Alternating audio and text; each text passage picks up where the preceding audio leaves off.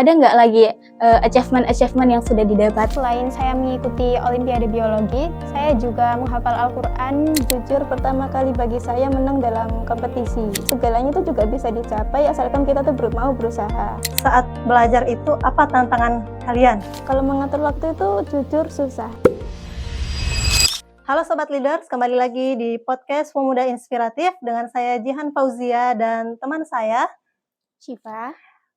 Selaku host pada hari ini.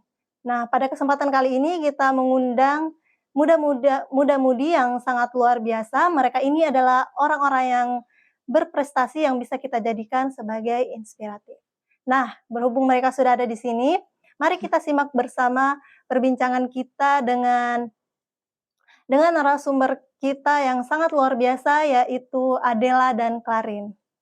Sebelumnya, Assalamualaikum Adela dan Clarin. Waalaikumsalam Kak. Gimana nih kabarnya? Sehat semua kan? Alhamdulillah Kak, sehat. Baik, untuk Clarin dan Adela mungkin bisa diperkenalkan dulu ke teman-teman sahabat leaders, nama dan kelasnya, Bu. Halo teman-teman, perkenalkan saya Clarin Cia Astika Putri dari SMA Muhammadiyah 1 Surabaya. Halo teman-teman, nama saya Adela Putri Amelia dari SMA Muhammadiyah 1 Surabaya. Oke, luar biasa. Terima kasih ya sebelumnya untuk Clarin dan Adela sudah meluangkan waktunya untuk bisa hadir di podcast hari ini. Nah, untuk Clarin dan Adela, kalau nggak salah, kalian berdua itu merupakan juara di kompetisi di bidang biologi tingkat nasional ya? Iya Kak. Iya. Kalau begitu mungkin bisa diceritakan kepada sahabat-sahabat leaders atau bisa dideskripsikan apa sih yang membuat Adela dan Clarin tertarik atau yang termotivasi sehingga bisa mengikuti kompetisi tersebut gitu, dan bagaimana prosesnya sehingga bisa meraih juara. Mungkin bisa dimulai dari siapa dulu? Sebenarnya kami mengikuti kompetisi ini karena diusulkan oleh sekolah. Untuk motivasi pribadi saya, yang pertama pastinya ingin membanggakan orang tua. Dan juga selain itu ingin mencari pengalaman dan sertifikat, apalagi saya sudah kelas 11. Pastinya membutuhkan pengalaman lomba-lomba seperti itu. Ya, betul sekali, Clarin. Oke, untuk ya Adela sendiri gimana pendapatnya? Saya mengikuti lomba ini dengan tujuan, kebetulan saya ini adalah lomba pertama bagi saya dalam lingkup yang luas. Jadi saya ingin menambah pengalaman saya, apalagi ini pertama kali tapi udah dapet yang kayak besar banget tuh, kayak alhamdulillah banget ya Kak ya. Apalagi kayak juara 3 dapatnya alhamdulillah. Terus juga sama kayak Clarin, tujuannya untuk membanggakan orang tua, untuk bisa membawa nama harum bagi saya, bagi orang tua saya, bagi keluarga saya, sekolah dan juga lingkup sekitar saya dan teman-teman saya. Lalu untuk proses kok bisa saya bisa mencapai juara 3 itu? Iya, betul. Panjang sih Kak. Gak apa-apa diceritakan secara singkat aja gitu. Jadi kami ada mengalami beberapa masalah dalam semifinal, dalam final, terutama pada bagian kami dalam melakukan pengamatan gitu, seperti lampu mikroskopnya yang kami kira tidak tersambung listrik tapi ternyata tersambung. Terus juga waktu babak final itu jawaban kami tidak sesuai apa yang diharapkan oleh juri, begitu Kak. Oke, ternyata berarti di baliknya ada juara, banyak tantangan gitu ya. Oke, luar biasa sekali. Oke, terima kasih. Untuk pertanyaan selanjutnya nih dari Kak Jihan, boleh? Nah, teman-teman, dari kita mengikuti sesuatu itu kan pasti ada yang namanya support dari orang sekitar kita. Nah, untuk teman-teman ini, untuk support dari teman-teman, dari orang tua, dan dari sekolah itu sendiri seperti apa? Kalau support dari orang tua ya Kak, jujur waktu itu tuh saya bilang kepada orang tua saya itu dadak banget Kak, karena saya sendiri lupa untuk bilang ke orang tua saya. Tapi alhamdulillah orang tua saya dukung banget saya untuk bisa mengikuti lomba, dan waktu saya bisa membawa piala juara 3 balik ke rumah, orang tua saya kelihatan bangga banget Kak. Berarti bisa jadi surprise gitu ya? Karena mendadak ya. Iya benar Kak.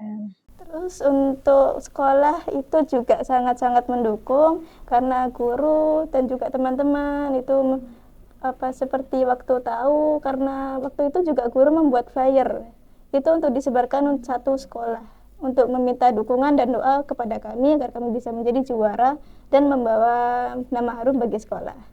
Dan untuk teman-teman waktu itu juga setelah kami mendapatkan piala dari sekolah itu mereka sangat mengapresiasi saya. Bahkan teman saya juga ada yang bilang kalau kami itu berhasil berada di tingkat yang lebih tinggi dari sekolah yang katanya sih notabene sekolahnya memang bagus dan sering banget menang lomba begitu Kak. Oke, luar biasa sekali untuk Adela. Untuk Klarin sendiri? Untuk support dari teman-teman sama orang tua pastinya sangat mendukung. Karena dari awal itu teman-teman sama orang tua aku itu udah doain aku biar bisa menang. Terus juga sudah nyemangatin, kayak meyakinin aku pasti bisa gitu. Untuk sekolah juga seperti yang dikatakan Adel, dari awal kita ikut lomba sampai menang itu udah dibikinin flyer. Seperti dukungan sekolah ke kita. Berarti sudah dari lingkungan keluarga atau teman-teman sekolah sudah sangat suportif sekali ya. Benar. Adela. Baiklah, selanjutnya nih, untuk Klarin dan Adela, selain juara di bidang kompetisi nasional, tingkat nasional, ada nggak lagi achievement yang sudah didapatkan dari Adela dan Klarin sebelum-sebelumnya? Maupun tingkat SMA atau tingkat SMP? Kalau di SMA ini, selain saya mengikuti Olimpiade Biologi, saya juga menghafal Al-Quran di sekolah dan mengikuti kelas tahfidz di sekolah, yang bisa membantu mengembangkan wawasan saya bukan hanya di bidang akademik, tapi juga di bidang spiritualis. Masya Allah, luar biasa sekali. Saya. Oke, untuk Adela gimana? Kalau saya ya Kak, ini jujur pertama kali bagi saya menang dalam kompetisi. Jadi sebelum-sebelumnya saya memang ada ikut kompetisi, tapi saya belum bisa berhasil untuk lolos dan membawa keberhasilan itu. Ya, berarti ini yang pertama dan alhamdulillah dapat juaranya. Oke, selanjutnya. Selanjutnya dari ini kan teman-teman sudah menjadi juara ya, Nah, kira-kira ada role model atau seseorang yang menjadi inspiratif kalian itu untuk melakukan sesuatu gitu, yang menjadi role model Klarin dengan ini. Dimulai dari saya dulu ya? Ya, boleh. Ya, boleh. Pertama itu dulu saya sempat pernah ngefans banget sama Jerome Pauline. Masih satu kota. Pasti udah kenal semua juga ya. Pasti kenal. Nah, alasannya tuh karena Jerome Pauline itu adalah karakter yang unik, lucu, asik juga, humble. Tapi selain itu karena dia humble, dia juga sangat-sangat cerdas banget Kak. Itu kayak mampu membawa inspirasi bagi saya bahwa segalanya itu juga bisa dicapai asalkan kita tuh mau berusaha. Nah, itu juga selain itu Jerome Pauline juga itu selalu menyampaikan banyak sekali kata-kata motivasi, banyak sekali pelajaran kepada saya. Dan itu yang dari Jerome Pauline sih. Tapi kalau sekarang ya, sekarang ini saya emang ada seperti kayak suka sama salah satu guru di sekolah saya, itu guru matematika saya. Oke, mungkin boleh disapa gurunya. Halo. Guru siapa namanya? Halo Bu Galuh. Saya suka sama Bu Galuh itu karena selain untuk menyampaikan pelajaran matematika kepada kami semua, Bu Galuh juga membawa seperti kisah-kisah atau cerita-cerita yang secara umum sudah terjadi di masyarakat ini. Cerita-cerita konflik, cerita-cerita yang seperti ramai di sekarang, dan Bu Galuh itu menyampaikan segala pembelajaran atau segala seperti amanat atau apa ya, seperti pesan yang dapat diambil dari kisah atau cerita-cerita tersebut. Itu juga mengajarkan kepada kami mana hal yang benar, mana hal yang salah, sehingga kami tahu dan bisa belajar dari apa yang disampaikan oleh Bu Galuh. Itu menurut saya sih memang seharusnya itu adalah hal yang harus dilakukan oleh seorang guru. Makanya saya menyukai Bu Galuh sebagai guru matematika saya. Insya Allah, berarti sangat panutan sekali ya gurunya. Oke, semoga Bu Galuh nonton ya. Oke, yang selanjutnya nih, untuk Klarin dan Adela, ada nggak sekarang yang organisasi yang sedang diikuti, misalnya di OSIS atau PMR? Untuk saat ini aku nggak ikut organisasi apapun di sekolah. Tapi waktu kelas 10 saya mengikuti kelas bahasa kayak English Club sama bahasa Jepang. Selain itu lagi ada? Kayak misalnya ikut bimbelnya di mana? Oh, bimbelnya aku waktu itu berlangganan ruang belajar bareng ruang guru. Luar biasa sekali ruang guru. Oke, untuk yang Adela, ada yang diikuti? Saya juga sama, gak ada ikut organisasi apapun. Tapi sama kayak Klarin waktu kelas 10 saya cuma ikut eskul bahasa Inggris untuk menambah pemahaman saya dalam bahasa Inggris gitu Kak. Ya, Jen. Nah, untuk Klarin dan Adela ini saat belajar itu apa tantangan kalian saat belajar? Tantangan terbesar kalian saat belajar mandiri maupun pas persiapan untuk ininya, Lombanya ada ada tantangan tantangannya nggak? Apa sih Kak? Seperti mungkin memang ada orang yang kesulitan untuk mengatur waktu, ada yang enggak ya. Tapi saya termasuk salah satu orang yang kalau mengatur waktu itu jujur susah karena saya ada waktu di mana saya harus mengasih quality time bagi diri saya sendiri, juga saya harus mengerjakan tugas dan lain-lain. Itu saya jujur saya kadang itu lebih memilih untuk quality time Kak. Jadi kayak saya sendiri kayak susah banget untuk bisa meluangkan waktu untuk bisa belajar. Nah, selain itu juga karena memang sih media untuk bisa belajar itu banyak ya Kak ya. Dari buku ada, dari internet ada. Tapi meskipun begitu, saya memang semangat karena medianya semuanya kayak terbuka luas untuk saya. Tapi saya sendiri seperti kayak merasa susah untuk mendapatkan media-media yang dapat saya pelajari dari bermacam-macam platform. Berarti untuk Adela ini keterbatasan media ya? Keterbatasan media Iya. dengan waktunya sendiri, Waktunya meluangkan sendiri. waktu. Oke, Selanjutnya, untuk Klarin gimana? Kalau tantangan saya waktu itu, saya juga kesulitan membagi waktu. Karena juga membagi waktu buat belajar, buat belajar lomba juga, belajar sekolah, tugas PR, sama hafalan juga, itu lumayan sulit bagi saya. Kalau tantangannya sulit waktu lomba itu juga sama, keterbatasan waktu. Karena waktu itu kami disuruh pelajari kurang lebih 19 materi dalam waktu kurang lebih 1 minggu. Nah, itu kita lumayan kesulitan ya di situ buat belajarnya. Selain itu juga kita belum pernah belum pernah praktikum mikroskop. Jadinya itu pertama kali buat kita, makanya kita ada yang salah, ada yang itu. Kita cuma bisa belajar lewat sumber seperti YouTube dan Google itu, yang pastinya tidak sepraktis belajar langsung menggunakan mikroskop. Berarti keren sekali ya untuk Adeline dan Kak Klarin ini. Benar-benar berarti untuk pertama kali kayak praktikum tapi akhirnya menghasilkan juara gitu. Alhamdulillah. bisa menyelesaikan Iya. masalahnya sendiri. Ya, Sendiri. dengan baik. Oke, karena tadi tuh bahas tentang tantangan ya. Sekarang bagaimana caranya Klarin dan Adela memanage waktunya gitu? Seperti apa membagi waktunya dalam belajar atau dalam bermain? Bisa boleh. Kalau saya biasanya bagi waktu menggunakan skala prioritas. Jadi kalau misalkan ada tugas atau lomba-lomba, saya pakai yang skala prioritas. Misalkan ada tugas, saya itu ngerjain dari yang deadline-nya paling cepet nih. Habis itu kalau buat belajar lomba-lomba itu biasanya saya usahain buat belajar dari jauh-jauh hari. Biar belajarnya itu lebih maksimal dan tidak terburu-buru. Terus kalau misalkan ikut lomba juga biasanya saya belajar di waktu-waktu luang, kayak waktu mau tidur gitu, terus bangun tidur, atau hari-hari libur itu saya pakai buat belajar. Oke, luar biasa. Berarti dari kesadaran sendiri ya? Bukan dari orang tua yang suruh? Kadang disuruh Oh, kadang disuruh juga. Oke, dari Adela sendiri gimana? Kalau saya ya Kak, saya itu saya selalu menghabiskan waktu di malam hari seperti pukul 8 atau sampai jam 10 atau sampai saya ingin tidur, tapi biasanya ya maksimal jam 10-11 lah ya Kak.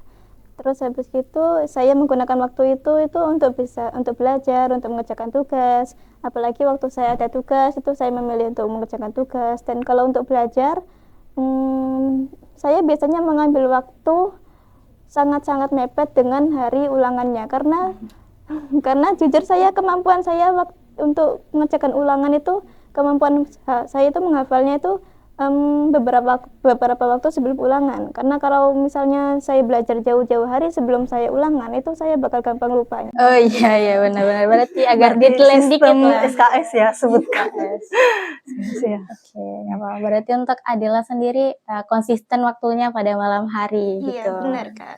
Oke, mungkin ini kita masuk di pertanyaan terakhir ya. Ya. Ayo. Nih, dari Adela dan Klarin sendiri ada nggak tips atau saran untuk sahabat-sahabat leaders bagaimana bisa menjadi siswa yang berprestasi? Menurut saya ya tetap semangat, Terus berusaha mencapai apa yang kalian inginkan. Jangan lupa tawakal dan selalu berpikir positif. Berterima kasih atas pencapaian yang sudah kalian dapatkan, dan jangan takut untuk mencoba lagi karena siapa tahu kemenangan berikutnya adalah milik kita. Masya Masya Allah, Allah. luar biasa. Yes, ya. Adela gimana? Tips dan saran buat pemirsa podcast atau remaja-remaja yang lainnya? Kalau saya Kak, untuk tetap semangat, untuk tetap terus berjuang sama kayak Klarin, meskipun banyak tantangan, banyak rintangan, itu tetap harus tetap semangat karena mungkin siapa tahu itu adalah hal yang milik kita, yang kita nggak duga-duga. Terus selain itu ketika kita berhasil menggapai apa yang kita tuju, kita harus berterima kasih kepada orang-orang yang sudah membantu kita, menyupport kita. Contoh saya di teman-teman saya yang sudah mendukung saya, mendoakan saya, lalu guru-guru saya dan orang tua saya. Setelahnya itu yang saya sampaikan adalah gimana cara kita untuk berpikir tetap positif, karena pikiran yang overthinking, pikiran yang negatif itu juga berpengaruh kepada performa kita dalam melakukan suatu hal. Dan itu ketika kita berpikir hal yang negatif, overthinking, pikiran kita bakal mudah teralihkan dari apa yang kita fokuskan menjadi ke hal yang kita overthinkingkan. Nah, itu yang membuat performa kita menurun, kita menjadi kurang fokus, menjadi seperti sulit untuk menggapai apa yang kita ingin gapai. Oke, betul Baik. sekali. Nah, untuk dari Adela sendiri, ketika menghadapi itu overthinking, bagaimana solusi sendiri dari diri sendiri melawan overthinking itu pada saat mengalami? Saya waktu mengalami overthinking, saya selalu menyadarkan diri sendiri saya bahwa overthinking itu adalah satu hal yang nggak berguna, karena itu hanya akan membawa dampak negatif bagi diri saya sendiri. Saya memilih untuk tetap terus mengingat apa yang saya ingin tuju, fokuskan diri saya kepada hal itu, dan terus mengejar itu dengan berdoa kepada Allah juga, dan terus berusaha belajar, dan terus intinya berusaha dan terus tetap dan menyerahkan segala hasilnya kepada Allah. Benar sekali. Apapun itu kegiatannya atau apapun yang kita impikan itu terus selipkan doa dan jangan lupa hasil akhirnya kita serahkan kepada Allah Subhanahu wa taala. Nah, untuk Klarin dan Adela, ada niat kedepannya nggak buat ikut-ikut kompetisi seperti kemarin lagi? Ada. Ada. Iya, ada. Masih tentang biologi atau apa? Mungkin dari berbagai hal aspek sih Kak. Oh, dari apa aja boleh? Iya, apa aja boleh. Boleh. Jadi kemarin yang kompetisi bidang biologi itu memang minatnya Klarin dan Adela sendiri atau seperti apa? Itu sebenarnya memang sih saya sama Klarin itu masih sanggup untuk mengerjakan biologi, tapi itu bukan minat pelajaran kami. Bukan minat tapi bisa juara ya. Bagaimana kalau minat ya, Iya, berarti betul. bisa lebih. Sangat luar biasa sekali ya adik-adik ini, berarti pemikirannya sudah harus positif terus optimis gitu. Boleh nggak saya nanya? Boleh. Nah, untuk ini kan biasanya kalau di saat kita menjadi juara, ada aja teman yang kadang kurang suka sama kita. Nah, kira-kira itu untuk Adela sama Klarin sendiri, ada nggak ngerasain itu dan bagaimana menghadapi saat ada teman yang nggak suka melihat kita sebagai juara? Iya. Kalau dari saya ya Kak, saya selama ini tuh kayak nggak ada ngerasa ada teman saya yang nggak suka sama saya. Jadi kalau semisal ada kayak temannya kayak gitu, saya lebih milih untuk tidak memperdulikan Kak, karena itu kan hasil saya sendiri. Kenapa kok jadi orang lain tidak? Jadi saya tidak akan mempedulikan apa yang dianggap orang lain, apa yang dibicarakan orang lain, karena itu adalah usaha saya sendiri, dan itu adalah hal yang seharusnya saya banggakan. Bukan hal yang seharusnya saya seperti ngerasa kayak overthinking kan gitu kan. Untuk Klarin sendiri gimana? Untuk teman kayak gitu, kebetulan aku ngerasanya nggak ada yang nggak suka. Alhamdulillah. Alhamdulillah berarti Semuanya support. Sangat mensupport juga. Tapi kalau misalkan ada orang yang nggak suka, ya udah aja. Soalnya kan kita nggak bisa maksa buat semua orang suka sama kita gitu. Oke, berarti, itu tadi ya, dimulai lagi dari bagaimana mindset kita sendiri, gitu. Oke, terima kasih banyak ya sebelumnya untuk Clarin dan Adela, sudah meluangkan waktunya untuk datang, kita bisa ngobrol-ngobrol banyak, sharing-sharing pengalaman. Ya, semoga ini menjadi inspirasi ya buat Jadi inspirasi. sahabat-sahabat leaders dan remaja-remaja lainnya. Oke, baiklah sahabat leaders, mungkin sampai di sini saja perbincangan kita pada hari ini. Jangan lupa dan ikuti terus podcast episode selanjutnya ya.